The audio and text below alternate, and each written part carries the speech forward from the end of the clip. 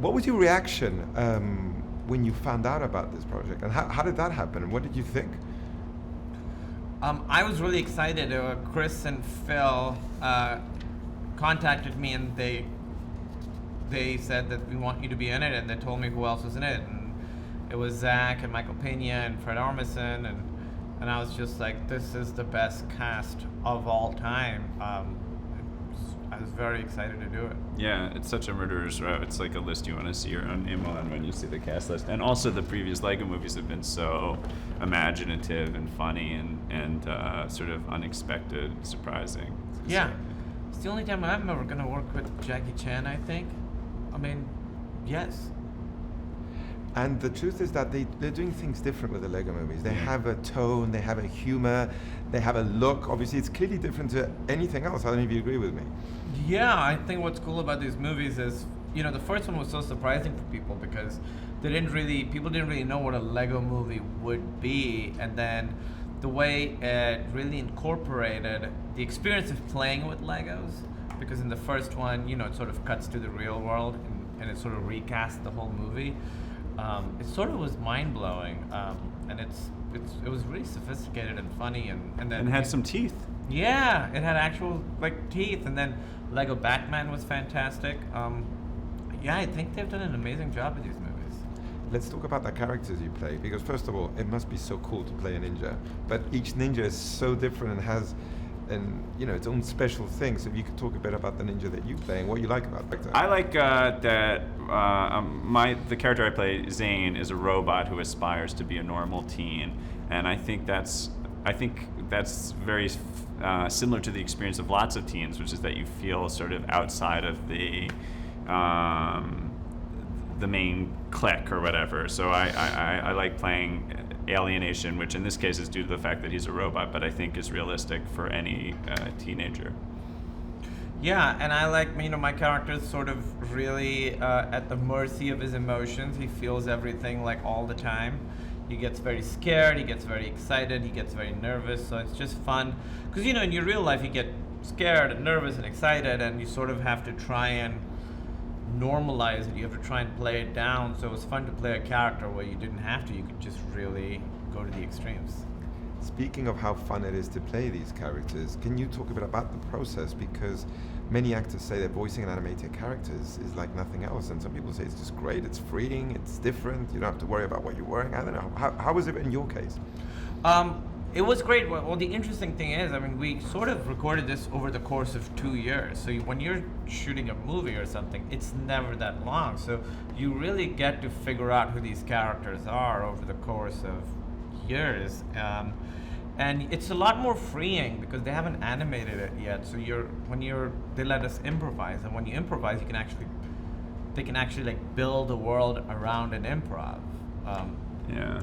A lot of freedom. For me, it was difficult because since it took place for several years, my voice changed in the middle, and most people that happens when you're 13. But I had sort of late onset puberty, and so.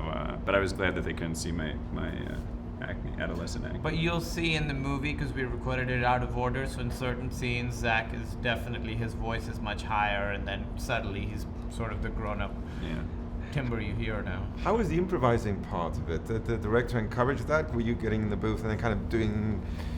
They were incredibly encouraging, and you could even say tolerant, because sometimes you'll go on these long digressions that probably have no real utility to them in the edit, but they were incredibly supportive anytime we wanted to try something. They let us try it. A lot of stuff that would never be in a kid's movie. Yeah. It could get dark. And I believe you all got together one day. How was that? It was great. I'd known everybody except I didn't know Michael Pena, and I didn't know Justin Theroux, and Jackie Chan actually wasn't there. So it was really exciting to be able to sort of play off of everyone. We'd spent over a year recording these on our own, and then to suddenly do it and have somebody respond in that character's voice, I was like, we should be doing this the entire time. Also, it's much easier to improvise and find new, fun, comedic moments in reaction to other people when you're just in a booth by yourself giving sort of different versions of the same line, it's much harder to find surprising charged moments because it's just you all by yourself. So having other people to play off of and discover the unique comedic chemistry between each of the configurations of characters was fun. And also, you don't feel like such a crazy person when you're recording. You're just in a booth by yourself talking to yourself for hours, and so to have other people there is a welcome relief. And the movie has those messages too of the importance of being a team, of finding family where maybe you didn't know you had it. I think there's some beautiful messages there. I don't know what spoke to you about it. Yeah, I think all that stuff. I think it's funny, like Dave Franco talks about how at one point when he was shooting, he became emotional because I guess he just found the whole father-son thing so emotionally evocative that he started tearing up. And I think when there's there's lots of fighting and there's lots of jokes, but I think for a movie like this to work, there has to be a relatable emotional core to it. And so I'm glad that exists in this.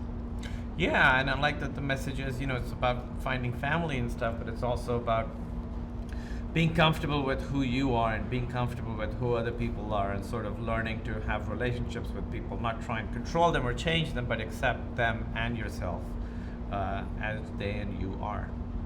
That was a very awkwardly constructed sentence. No, I quite liked it. You should accept it exactly as it was.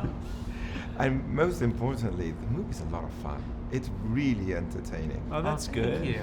Thanks. And I think in this day and age, that's important, to make people have a good time in the theater, adults and kids. Yeah, I think so. I mean, that's what's great about these movies is that adults and kids, they truly appeal to all ages, and that's rare.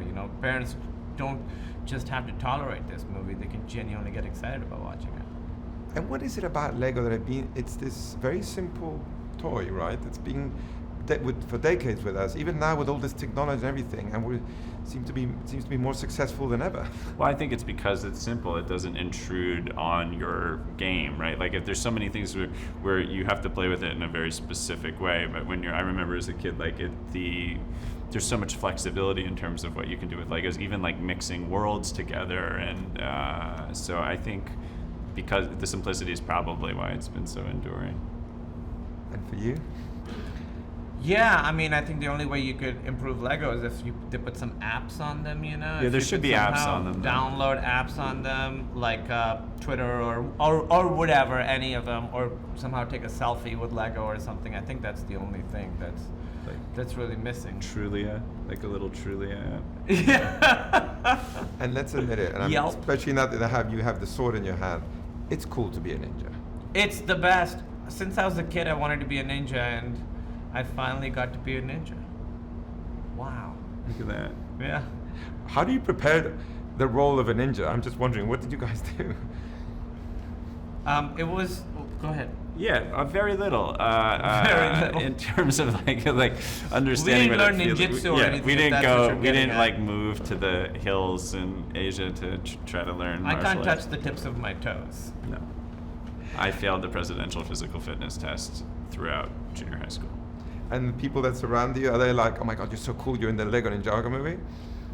Well, we don't hang out with children a lot, so we don't really get that very much. I mean, I had no idea how popular Ninjago was. I mean, I was aware of it. I knew what it was. But it's been really surprising to see, it's a big, huge thing. People get feral about Ninjago. Yeah. It's like Hard Day's Night. Kids get real about Ninjago.